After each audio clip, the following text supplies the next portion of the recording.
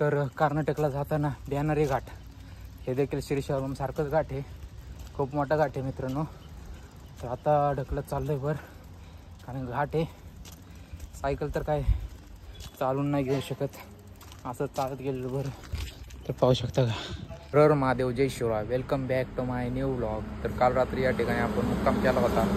तर आता सर्व काही सामान सायकलला बांधून त्यांनी मोटर देखील चालू करून दिले, आंघोळ वगैरे मस्त केलेले. तर आता प्रवासाला सुरुवात करूयात, पुढं बघूयात, चहा पाण्यासाठी थांबूयात. तर ब्लॉग कंटिन्यू करा, चला निघूयात.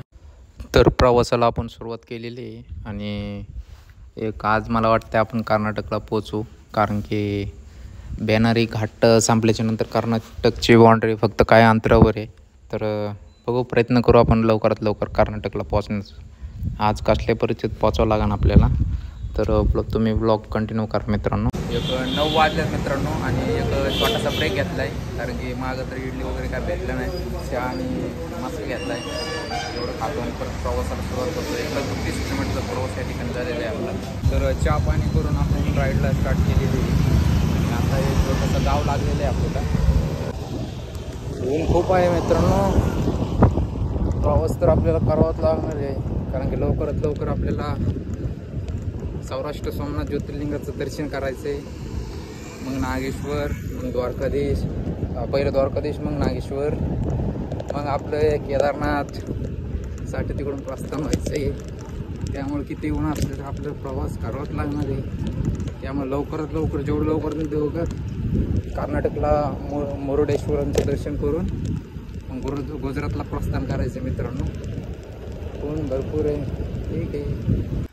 तर कर्नाटकला जाताना बॅनरी घाट हे देखील शिरशावरून सारखंच घाट आहे, खूप मोठा घाट आहे मित्रांनो. तर आता ढकलत चाललं आहे बरं, कारण घाट आहे.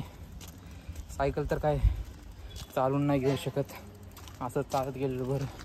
तर पाहू शकता का, पूर्ण जंगल आहे. तर खूप मोठा घाट आहे. आता चढाई चालू झालेली, तर चढूयाच. घाट तर पाहाल ना मित्रांनो, जागेवर टर्न हे पाहू शकता तुम्ही. आणि अशा प्रकारे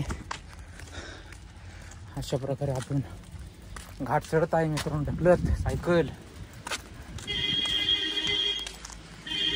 हर हर महादेव मित्रांनो. तर बॅनरी घाट पूर्ण करून आपण कर्नाटकमध्ये प्रवेश केलेला आहे.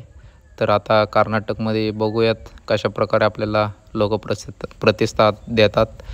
आणि आता मी मुक्कामासाठी जागा शोधतो आहे. एक 10 ते 15 किलोमीटर सायकल राईड केल्याच्या नंतर मुक्कामासाठी जागा शोधतो आहे. बघूयात, आज पेट्रोल पंप नाहीतर मंदिर सापडलं चांगलंच आहे.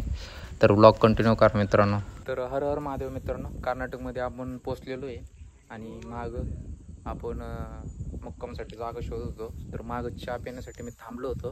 तर त्या ठिकाणी एक व्यक्ती भेटले होते आपल्याला. ते व्यक्ती जे आहेत ते रेल्वेचं कॉन्ट्रॅक्टदार आहेत, म्हणजे रेल्वेच्या ठिकाणी कामं करतात. तर त्यांनी आपल्याला मर्याला गगनवाडी या ठिकाणी त्यांचं काम चालू आहे.